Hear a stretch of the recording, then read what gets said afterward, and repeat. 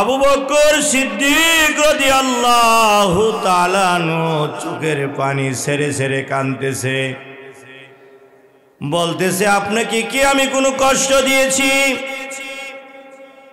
না, কোনো কষ্ট দিলাম কিনা? বলতেছে যে না, আপনি তো কোনো কষ্ট দেন নাই, তাহলে কেন কান্না করতেছেন? আবু বকর যখন কাঁদতেছে চোখের পানি ছেড়ে ছেড়ে কান্দে। আবু বকর চোখের পানি ছেড়ে ছেড়ে কেন কান্দেন? কি হয়েছে? আবু বকর বলতেছেন না, আমার কোনো কিছু হয় নাই।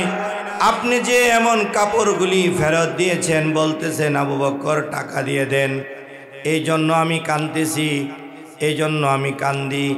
কেন কান্দেন? কয়েকদিন তো আমি আবু বকর এই দুনিয়ার জমিন থেকে আমি চলে যাব। মুসলমান ভাইরা আমার, 10 জন সাহাবীর উপর আল্লাহ রব্বুল আলামিন জান্নাত এমনভাবে তাদের উপরে জান্নাতের সার্টিফিকেট আল্লাহ দিয়ে দিয়েছেন। কিন্তু আবু বকর কেন কাঁদতেছেন চিন্তা করার বিষয়। আবু বকর বলে, ওরে ভাই, আমি কেন কান্দি জাননি? কেন কান্দেন? তুমি আমার মাল নিয়ে আসছো, টাকা নিয়ে গেলা, আমাকে যে আল্লাহ জান্নাত দিল, কিন্তু জান্নাত দেওয়ার পর আল্লাহ যদি বলে আবু বকর তোমার আমলগুলি আমার কাছে কবুল হয় নাই, তোমার আমল আমার কাছে পছন্দ হয় নাই, তোমার আমল আমার কাছে পছন্দ হয় নাই, তুমি এমনভাবে তোমার আমল তুমি নিয়ে যাও, আমার জান্নাত তুমি আমাকে ফেরত দিয়ে দাও, এই কথা যদি বলে, বলার পর আমি আবু বকর কি করব? এই চিন্তা ফিকির করে আমি আবু বকর কাঁদতেছি, চোখের পানি ছাড়তেছি। মুসলমান ভাইরা আমার, যে আবু বকর দুনিয়ার জমিনের মধ্যে এমনভাবে জান্নাতের খবর পেয়েছেন, জান্নাতের সার্টিফিকেট পেয়েছেন, কিন্তু আবু বকর চোখের পানি ছেড়ে ছেড়ে কান্দে। কথা কোন ঠিক কিনা? আবু বকর কাঁদতেছে, কি হবে আমার কবরের মধ্যে? ও দুনিয়ার মুসলমান, হে আল্লাহর গোলাম, আমি আপনাদেরকে বলতে চাই, এই কবরের মধ্যে আপনিও চলে যাবেন, আমিও চলে যাব। কবি বলতেছেন, চন্দে খানি বাগে মনপুর স্থানে মান, চন্দে খানি গে গুরু স্থানে মান। কবরে কিন্তু যাবেন, কবরে আপনিও যাবেন, আমিও যাব, সবাই যাবে। কিন্তু আবু বকর কবরের বয়ে কাঁদছেন, আর ওই যে কবরের বয়ে চোখের পানি ছেড়ে ছেড়ে কাঁদতেছে। আমি যদি কবরের মধ্যে যাই, আমি যদি দুনিয়ার জমিন থেকে বিদায় হয়ে কবরের মধ্যে যাই, কবরের মধ্যে যাওয়ার পর আমার আমল যদি ভালো না হয়, আমার কোনো কিছু যদি ভালো না হয়, তাহলে তো আমি আবু বকর বাঁচতে পারবো না। মুসলমান ভাইরা আমার, আমরা এখানে যারা বসলাম, দেখেন উজানির কারি ইব্রাহিম রহমাতুল্লাহ আলাই, রশিদ আহমেদ গঙ্গুহি রহমাতুল্লাহ আলাই, দুনিয়ার জমিনে সবাই খালি কাঁদছে, সবাই চোখের পানি ছাড়ছে, সবাই কান্না করেছে, সবাই চোখের পানি ছেড়ে ছেড়ে কাঁদছে, কবরের বয়ে বয়ে কাঁদছে। কিন্তু আজকে আমাদের কান্না নাই। সন্তান মারা গেলে আমরা কান্দি, বাবা মারা গেলে কান্দি, ভাই মারা গেলে কান্দি, বোন মারা গেলে কান্দি, সবাই মারা যাইতেছে কাঁদতেছি। টাকা 5 লাখ শেষ, এটার জন্য টাকার জন্য কান্না করি, সব কিছুর জন্য কান্না করতেছি। কিন্তু আমি আর আপনি দুনিয়ার জমিন থেকে যে চলে যাব, কবর দেশে যে যাইব, এই কবরের জন্য কোনো মানুষের ফিকির নাই। কথা কোন ঠিক কিনা? কবরের জন্য কোনো ফিকির নাই, কবরের জন্য কোনো ফিকির নাই। এ মুসলমান ভাইরা আমার, চরমনার জমিনে ঘুমায় ফজলুল করিম রহমাতুল্লাহ আলাই, উনি বলতেছেন যে আমার আব্বায়ের কথা, উনার আব্বা ইসহাক রহমাতুল্লাহ আলাইয়ের কথা উনি বলতেছেন যে হঠাৎ করে একদিন দেখি আমার বাবা ঘরের মধ্যে নাই, ঘরের মধ্যে নাই, ঘর আমি তালাশ করলাম, আমার আব্বা নাই। উনি বলতেছেন, উনার সন্তানদেরকে বলেছেন, উনার সন্তানরা বলতেছেন দাদা নাই, আমার বাবার কাছে শুনেছি। কি হয়েছে? কবরের পাশে গেলেন, কবরের পাশে গিয়ে বসে রইলেন, গামছাটা গলার মধ্যে সবসময় থাকতেন, কবরের পাশে বয়ে বয়ে বিন বিন করে কাঁদতেছে আর চোখের পানিগুলো ছাড়তেছে। আর এমন ভাবে বলতেছে, হে দুনিয়ার মানুষ, কবরের আযাব, কবরের ভয় যদি মানুষ জানতো তাহলে এই দুনিয়া, এই ঘর বাড়ি ছেড়ে সবাই এমনভাবে সবাই জংলায় পলাতো। কথা কোন ঠিক কিনা? কবরের আযাব মানুষ যদি জানিত, গরবারি রিয়া মানুষ জংলায় পলাইত। গরবারি রিয়া মানুষ জংলায় পলাইত। কবরের আযাব কিন্তু কঠিন একটা আযাব। এই কবরের আযাব থেকে আমরা কেউ বাঁচতে পারবো না, কিন্তু কবরের আযাব থেকে বাঁচতে পারবো না। কিন্তু এই কবরের চিন্তা সবার করার দরকার আছে কিনা? কথাগণ আছে কিনা? আছে কিনা? ইয়া আইয়ুহাল্লাযীনা আমানু, হে ঈমানদারেরা, হে আমার মুত্তাকিরা, হে আমার বন্ধুরা, হে আমার দোস্তরা, আল্লাহ তাআলা বলতেছেন ইয়া আইয়ুহাল্লাযীনা আমানু, হে ঈমানদারেরা। আল্লাহ রব্বুল আলামিন ঈমানদারদের কথা বলতেছেন। ঈমানদারদের কথা আল্লাহ তাআলা বলতেছেন, এই ঈমানদারেরা তোমরা কি করো?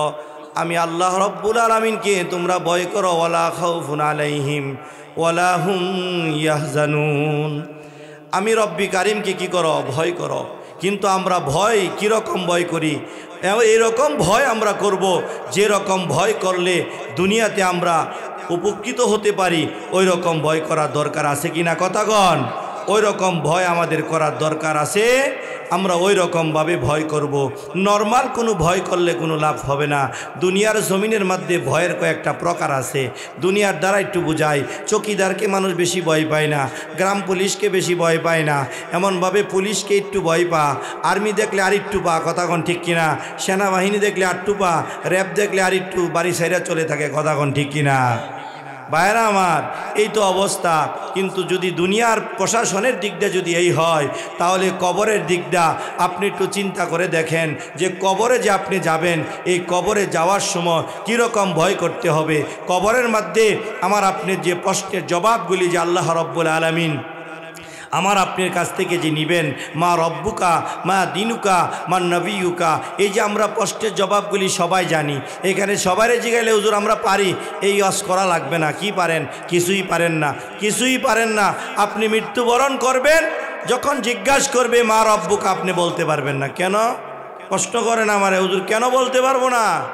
দুনিয়ার জমিনের মধ্যে রবের কোনো কাজ করি নাই, সামাজিক জীবনে রবের পক্ষে নাই, রাষ্ট্রীয় জীবনে রবের পক্ষে নাই, পারিবারিক জীবনে রবের পক্ষে নাই। মসজিদের মধ্যে খালি আল্লাহ আল্লাহ আল্লাহ আল্লাহ বলতেছি, তাবলিগ জামাতে যাই আল্লাহ আল্লাহ বলতেছি, আমরা এমনভাবে যাই নামাজের মধ্যে আল্লাহ আল্লাহ বলতেছি। আমার বিবি পর্দার ভিতরে থাকে না, আমার মেয়ে পর্দার ভিতরে থাকে না, আমার বউ পর্দার ভিতরে থাকে না। আমি হাজি সাহেব হয়ে গেলাম, আমি তাবলিগওয়ালা হয়ে গেলাম, আমি সরসিনার মুরিদ হয়ে গেলাম, আমি সরমনাই মুরিদ হয়ে গেলাম, আমি উজানির মুরিদ হয়ে গেলাম, আমি লা ইলাহা ইল্লাল্লাহ জিকির করতেছি। আমার ছেলের বউ দায়ুসের মতন বাহিরে ঘুরতেছে। মুসলমান ভাইয়েরা আমার, আপনারা একটা কথা চিন্তা করবেন, রব্বি আল্লাহ, এই রব যদি আপনি শুধু খালি আপনার মুখের মধ্যে যদি আল্লাহ বলে যদি আপনি মুখের মধ্যে জারি করেন, কাম হবে না। কবরের মধ্যে সব রব যখন আপনার এক হয়ে যাবে, তখন আপনার মুখ দিয়ে আসবে আমার রব আল্লাহ, তখন আসবে আল্লাহ, এছাড়া কোনো আল্লাহ শব্দ আসবে না। কেন? যে আপনি যে বলবেন আমার রব আল্লাহ, এটা কিন্তু তখন আসবে না। কেন আসবে না? ওই যে দুনিয়ার জমিনে আল্লাহর কোনো হুকুম আমরা মানি নাই, এই জন্যই কিন্তু আমাদের রব আল্লাহ এটা আসবে না। হুজুর মানছি না, কিবা নামাজ তো পড়ছি, নামাজ পড়লে আপনার কি হবে? নামাজ তো পড়লেন, ঠিক আছে, আল্লাহর হুকুম মানলেন, এখানে রবের কথা বললেন, সব বললেন, ঘরের মধ্যে গেলেন টিভি চলতেছে। কথা কোন ঠিক কিনা? ঘরও গেলেন টিভি চলতেছে, আপনার কোনো পাওয়ার নাই ঘরের মধ্যে। ছেলে হলো অফিসার, ছেলের বউ আরো ডাবলটা। কথা কন ঠিক কিনা? হ্যাঁ, এটি তো ওয়াজ। ডাবলটা আপনি টিক মারে বৈশা রয়েছেন, তসবি পড়তেছেন সুবহানাল্লাহ, ওদিক দিয়া গানের আওয়াজ। কথা কন ঠিক কিনা? ওদিক দিয়া গান চলে ওই করে, আপনি কোন সুবহানাল্লাহ, আর ওদিক দিয়া গানের আওয়াজ। ওদিক দিয়ে টিভির আওয়াজ, নাতি গানের তালে তালে নাচে, ও গান গা আপনি কোন সুবহানাল্লাহ। এখন চিন্তা করেন আল্লাহ আপনারে কোনটা দিব, ফারিকুম ফিল জান্নাহ ওয়া ফারিকুম ফিস সাইর। রাস্তা কিন্তু দুইটা, একটা হলো জান্নাতের, একটা হলো জাহান্নামের। আপনি যদি সোজা পথে যান তাহলে জান্নাতে যেতে পারবেন, বাম পথে গেলে জাহান্নামে। আব্বা গো, আপনার ঘরটাকে সুন্দর বানান, ঘরটাকে একদম সুন্দর বানায় ফেলেন। এই ঘরের মধ্যে বাদ্যযন্ত্র কেউ রাখেন না, কেউ বাদ্যযন্ত্র রাখবেন না। আপনাদেরকে আমি হাত ধরে বলে যাই, আমার আপনার নবীজি মুহাম্মদুর রাসূলুল্লাহ সাল্লাল্লাহু আলাইহি ওয়াসাল্লামের ঘর কিন্তু সুন্দর ছিলেন। নবীর ঘরের মধ্যে অন্য কোনো কিছু ছিল না। নবীর ঘরের মধ্যে কোনো এমনভাবে বসবাসের ঘরের মধ্যে, আমাদের ঘরের মধ্যে সোফা আছে, ক্যাবিনেট আছে, ওয়ার্ডরোব আছে, সব আছে। আল্লাহ রসুলের ঘরের মধ্যে খেজুরের একটা এমনভাবে চাটি ছাড়া নবীর ঘরের মধ্যে কিছুই ছিল না। আল্লাহ, ছোট্ট আয়েশা, আম্মা জান আয়েশা রাদিয়াল্লাহু তাআলা আনহা আল্লাহ রসুলের ঘরের মধ্যে, হাই হাই, ঘরের মধ্যে ছিলেন। নবী আমার নামাজের মধ্যে দাঁড়ায় যাইতেন, ঘরটা এত ছোট্ট ছিলেন।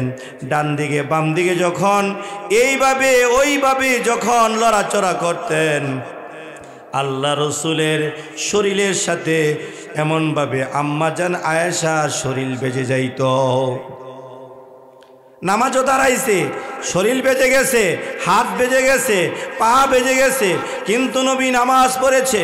ও মুসলমান ভাইরা আমার, ওই জায়গার মধ্যে যখন আমার আপনার নবী মুহাম্মদুর রাসূলুল্লাহ সাল্লাল্লাহু আলাইহি ওয়াসাল্লাম নবী যখন নামাজ আদায় করেছেন, নবী যখন নামাজ আদায় করলেন, ওই জায়গার মধ্যে আল্লাহ রসুল এমনভাবে নামাজ আদায় করতেছেন।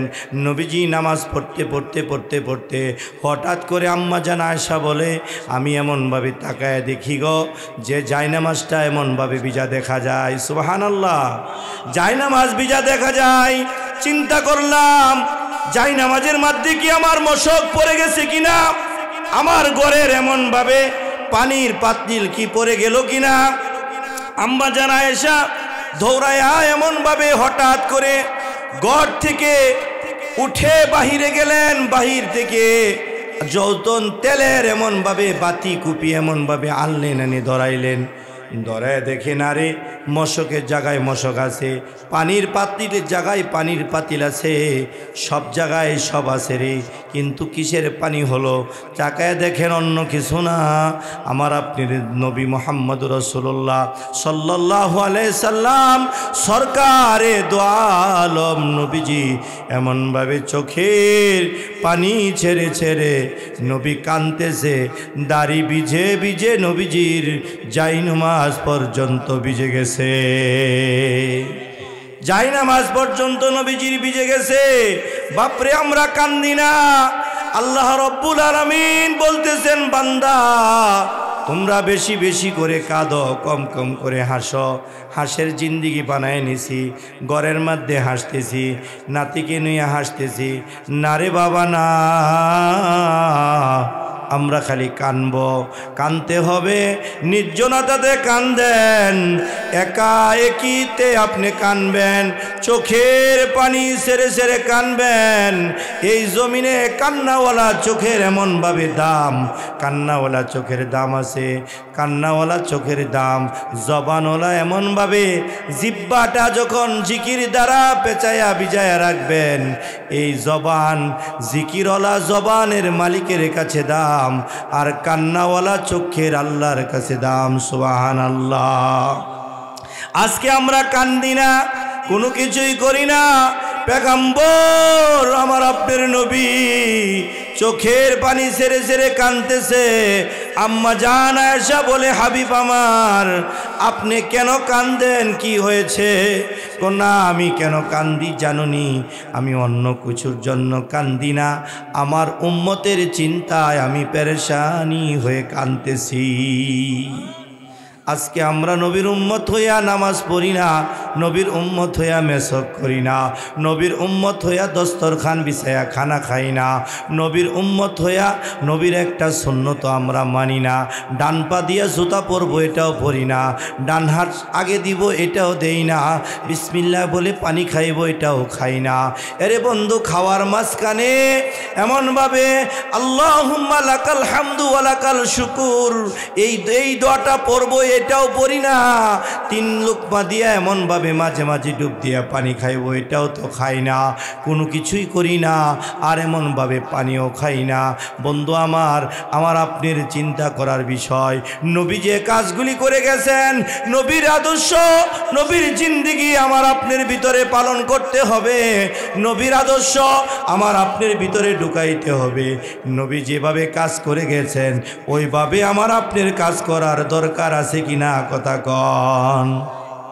নবীর জিন্দেগিতে, নবীর অনুসরণে আমার আপনার জিন্দেগি গড়াইতে হবে, কথা কন ঠিক কিনা।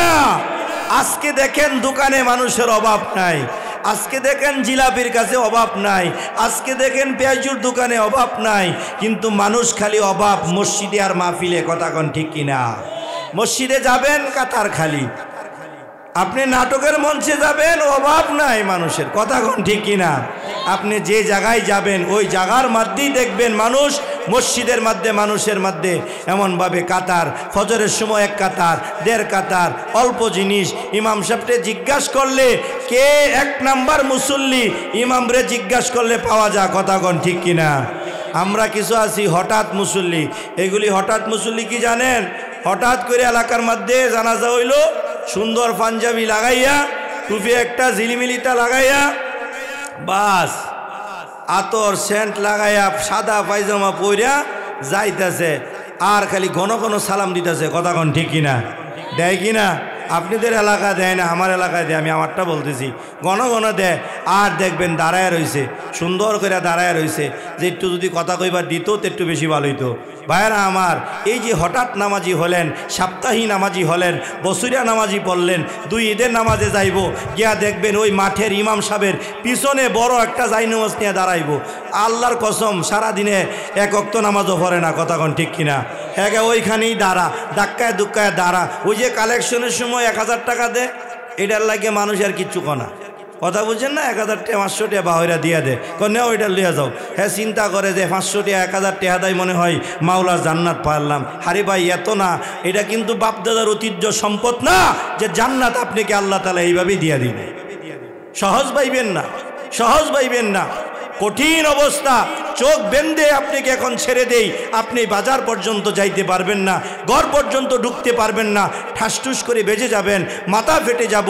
একটু চিন্তা করেন, আপনাকে এই ঘরের মধ্যে একা যদি রেখে দেই, ভাই আপনি একটু ঘরের মধ্যে থাকেন, আপনাদের মসজিদের মধ্যে আপনাদের মুসল্লি যারা আছেন, একজনকে যদি বলা হয় যে তুমি 2টা দিন থাকবা একা একা, তোমাকে কেন খাবার টাবার সব দেওয়া হবে, আপনি কি বলবেন? যে না ভাইজান, আমার তো জিন শয়তানের ভয় আছে, আমি একা থাকতে পারবো না, কথা কন ঠিক কিনা। হ্যাঁ, এত ভয় অন্তরের মধ্যে, থাকতে পারবো না হুজুর, কেন? জিন শয়তানের ভয়।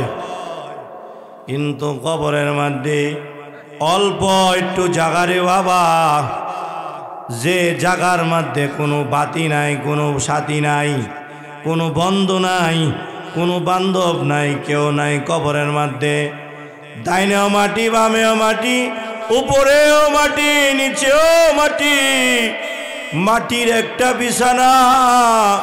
ওই কবরের মধ্যে আমি আর আপনি যে যাইব, কবরের মধ্যে অবস্থাটা কি হবে রে আব্বা?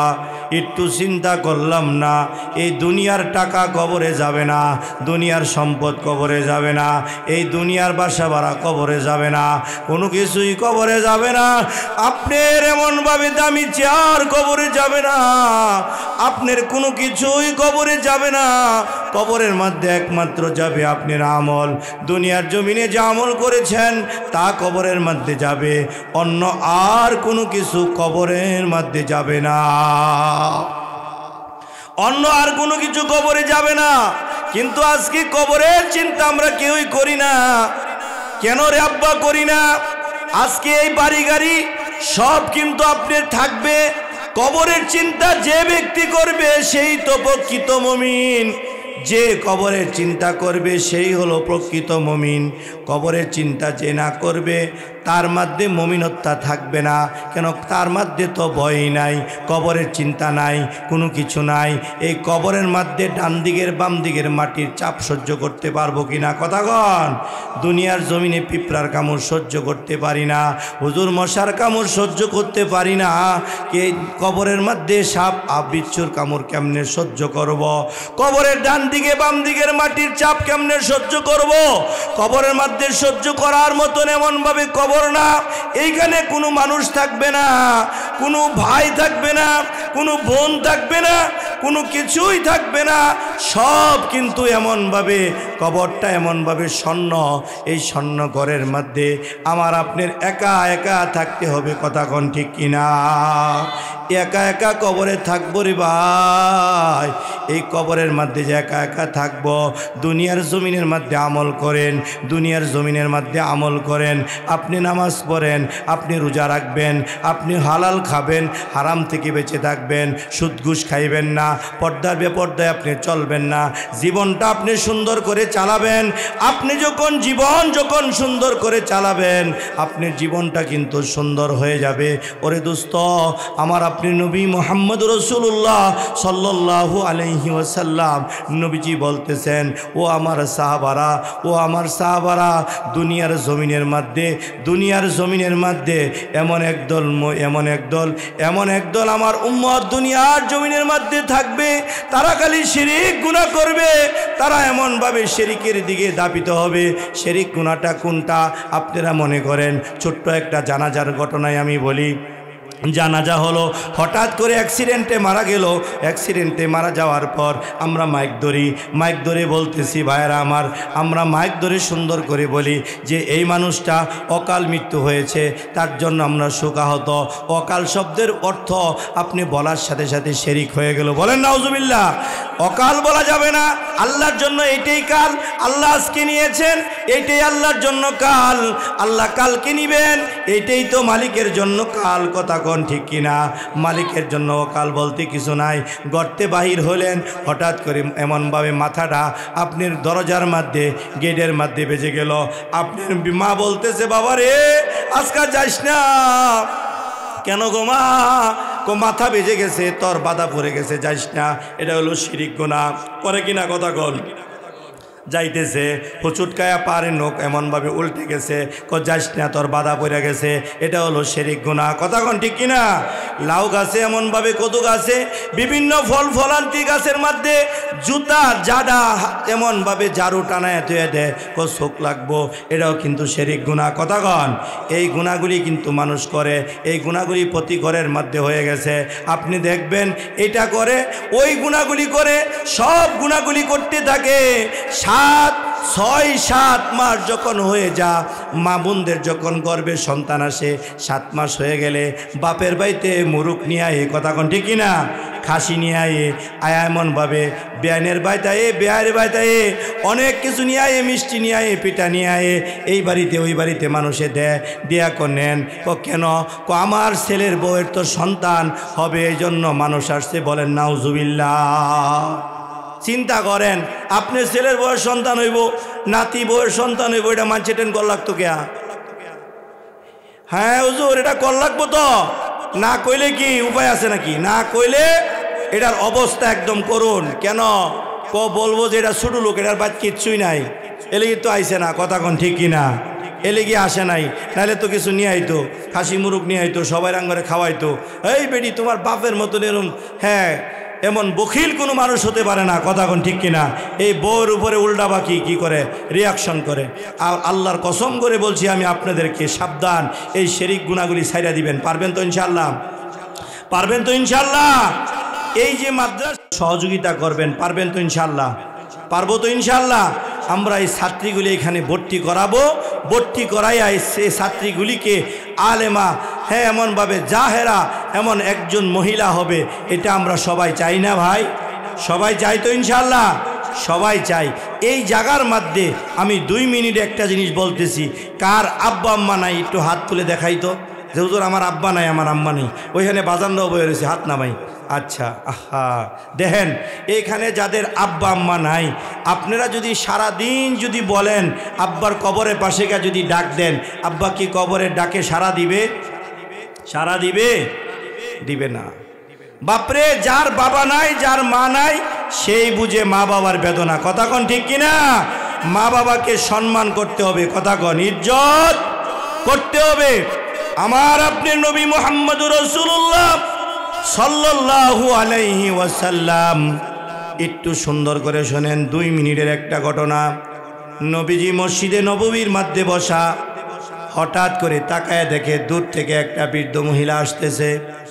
আল্লাহ রসুল বৃদ্ধ মহিলা যখন কাছে আসলেন, নবীজি গোশত বন্টন করতেছে, সাহাবীদেরকে বলতেছেন তোমরা একটু সরো, তাড়াতাড়ি একটু জায়গা করে দাও।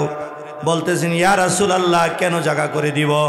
জায়গা যখন করে দিলেন, নবী গায়ের চাদর এমনভাবে জমিনের মধ্যে বিছায়া দিলেন, সুবহানাল্লাহ, চাদর বিছায়া দিলেন আল্লাহ রসুল। এই বৃদ্ধ মহিলা যখন এই জায়গায় আসছে, আসার পর এই জায়গার মধ্যে যখন বৃদ্ধ মহিলা যখন আসার পরে বলতেছেন, মা আপনি আমার এই চাদরে বসেন। বলেন সুবহানাল্লাহ, আমার এই চাদরের মধ্যে আপনি বসেন, আপনি চাদরের মধ্যে বসেন গো মা। এই কথা বলার পর সাহাবীরা তাকায় রইলেন, নবী গো, কোথায় থেকে মহিলা আসলো, আপনি চাদরের মধ্যে বসায় দিলেন, ব্যাপারটা বুঝলাম না। নবীজি চোখের পানি ছেড়ে ছেড়ে বলতেছেন, সাহাবীরা তোমরা কি জানো? আমি যা জানতেছি তোমরা তো তা জানো না। কি জানি না নবী গো? বলতেছেন, যে মহিলাকে আমার চাদরের মধ্যে বসাইলাম, ও সাহাবীরা, আমার তো বাবা ছিল না, আমার মা ছিল, কিন্তু জন্মগ্রহণ করার পরে আমি আমার মার দুগ্ধ পান করতে পারি নাই। ওই সময় বাজারের মধ্যে ছেলেগুলি বিক্রি হতো, কোন ছেলেকে দুগ্ধ মা পান করাবে নিবে, টাকার বিনিময়ে নিত। আমি মুহাম্মদের কোনো টাকা ছিল না, আমি মুহাম্মদের কোনো কিছুই ছিল না, টাকা ছিল না, বাবা নাই রে, আমি বড় অসহায়, বড় এতিম অবস্থায় ছিলাম, আমি মুহাম্মদের কোনো কিছুই ছিল না। ওই জায়গার মধ্যে আমি নবী মুহাম্মদুর রাসূলুল্লাহ সাল্লাল্লাহু আলাইহি ওয়াসাল্লাম ওই জায়গার মধ্যে ছিলাম, কেউ আমাকে নেয় নাই। কিন্তু এই যে বৃদ্ধ মহিলা দেখতেছ, এটা হলো হালিমাতুস সাদিয়া, আমার মা।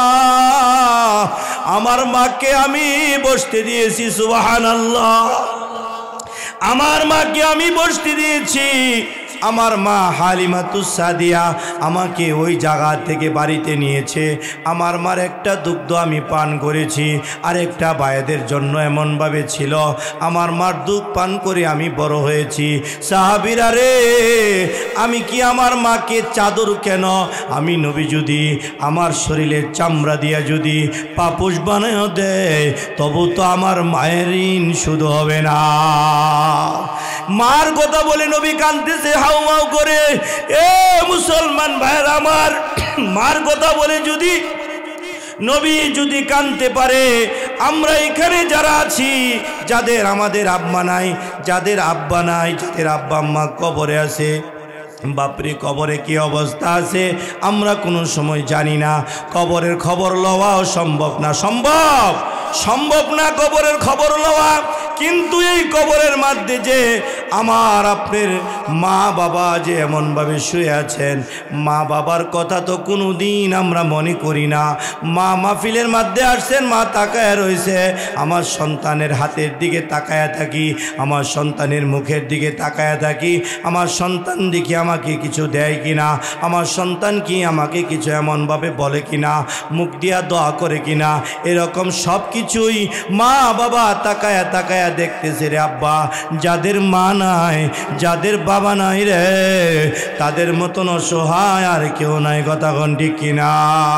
মাও নাই যার, বাপু নাই যার, সংসারে দুঃখ কষ্ট দিয়েন না আল্লাহ কবরে, দুঃখ কষ্ট দিয়েন না আল্লাহ কবরে। তো মা বাবার কবরের মধ্যে জান্নাতের এমনভাবে বাগিচা হোক, এটা সবাই চাই তো ইনশাআল্লাহ, চাই তো ইনশাআল্লাহ। আব্বা আম্মার জন্য খুশি খুশি আমরা কে আছি? আমি 10 জন সাহাবী এমনভাবে মুবাশশিরা, এমনভাবে 10 জন সাহাবীর নামে আমি আপনাদের জন্য আমি পুরস্কার দিতে চাই। লাইলাতুন নিসফি শাবান, এই শাবানের চাঁদে, এই শাবানের চাঁদের মধ্যে আমি আপনাদেরকে একটি কথা বলতে চাই। ভাই কেউ উঠবেন না, আমি আপনাদের কাছে যে কথা বলতেছি একটু বুঝেন, ভালো লাগলে তো গ্রহণ করবেন, না করলে করবেন না। কিন্তু এই মাদ্রাসাটা কার বলেন? কার? কথা কন না কে? মাদ্রাসাটা আমার, কার বলেন? এই মাদ্রাসাটা আমাদের সকলের, কার? কথা বলেন। এই মাদ্রাসাটা আমাদের সকলের, কিন্তু ঘর হলো নবীর, কথা কন ঠিক কিনা? মাদ্রাসাটা কার বলেন? আমাদের আমাদের আমাদের সকলেরই মাদ্রাসা, কিন্তু ঘর হলো নবীর। মসজিদ হলো আল্লাহর ঘর, কিন্তু মাদ্রাসা হলো নবীর ঘর। না, মাদ্রাসা কার ঘর? কথা কর। এখন যদি মনে করেন যে বাসির সাহেব এই মাদ্রাসা করছে তারই তো মাদ্রাসা, না রে আব্বা না। এই মাদ্রাসাটা এই এলাকার হিসাবে আইডল, এই এলাকার হিসাবে একটা রহমত, এই এলাকার মধ্যে একটা বরকত, এই এলাকার মধ্যে একটা এমনভাবে সুনাম ধন্য মাদ্রাসা পরিচালিত হচ্ছে।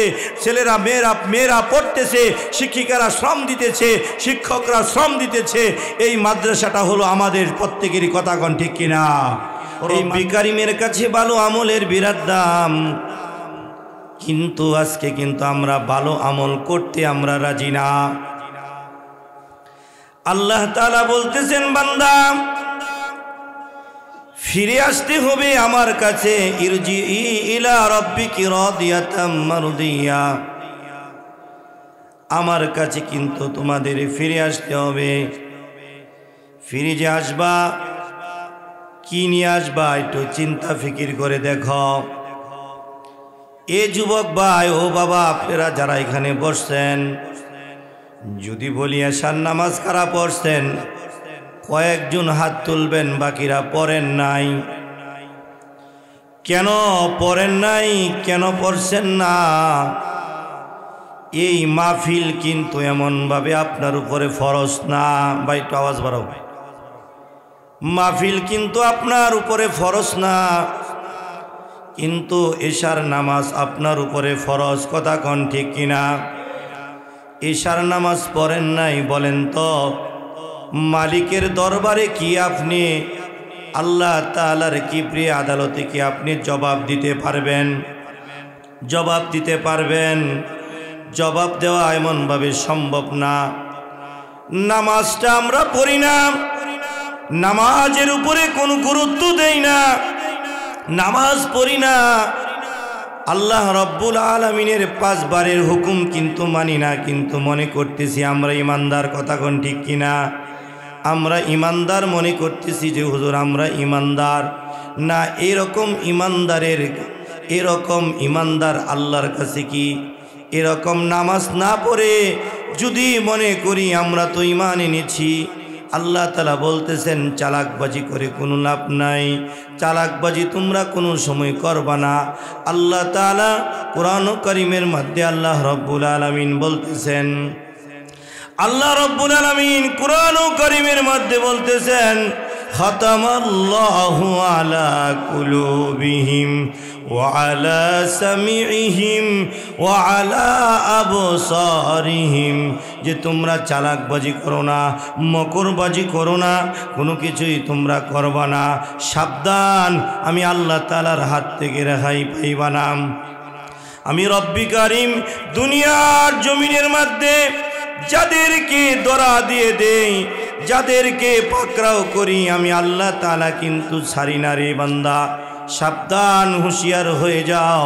আমি আল্লাহ তাআলার এমনভাবে ধরার থেকে তুমি যত বাহাদুরি করতেছ, তোমার চেয়ে ধনী এমনভাবে, তোমার চেয়ে শক্তিশালী ছিল সাজ্জাদ, তোমার চেয়ে শক্তিশালী ছিল ফেরাউন, তোমার চেয়ে শক্তিশালী ছিল হামান, উতবা ইবনে শাইবা, মুগিরা, এরা কাফের ছিল। এরা কাফের থাকা সত্ত্বেও এরা শক্তিশালী থাকছে, কিন্তু না না না, আল্লাহ রাব্বুল আলামিন এদের বিষয়ে কোরআনের কারিমের মধ্যে বলছেন, ইন্নাল্লাযীনা কাফারু সাওয়াউন আলাইহিম আনযারতাহুম আম লাম তুনযিরুহুম। আল্লাহ রাব্বুল আলামিন কাফেরদেরকে ঘোষণা করে দিয়েছেন, কাফেরদেরকে দৃষ্টান্ত দিয়ে মানুষকে বুঝাইছেন যে হে মানুষ, দুনিয়ার জমিনের মধ্যে কাফেররা যেরকম এমনভাবে পথভ্রষ্ট, তোমরা যদি আমি আল্লাহ রব্বুল আলামিনের দিকে যদি দাপিত না হও, আমি আল্লাহ তাআলার সন্তুষ্টে যদি না হয়, এই জমিন কিন্তু তোমাদের জন্য এই জমিন তোমাদের জন্য বিছানা বানিয়ে দিয়েছি, বিছানা বানাইলাম। আসমান তোমার জন্য এমনভাবে আমি রব্বি কারিম ছাদ বানিয়ে দিয়েছি। আল্লাহ তাআলা বলতেছেন, ইয়া আইয়ুহান নাসু উবুদু রাব্বাকুমুল্লাযী খালাকাকুম। আল্লাহ বলতেছেন, হে মানব জাতি, তোমরা জানো না তোমরা ইবাদত করবা রবের, দাসত্ব করবা রবের, গোলামি করবা রবের, সমস্ত কিছু কাজ করবা রবের। আমার যা কিছু আছে সব হবে রবের তরিকা অনুযায়ী। আমি সংসার চালাবো আল্লাহর তরিকা অনুযায়ী, আমি ঘর চালাবো মালিকের তরিকা অনুযায়ী, অন্য কোনো ভিন্ন কোনো পন্থা না।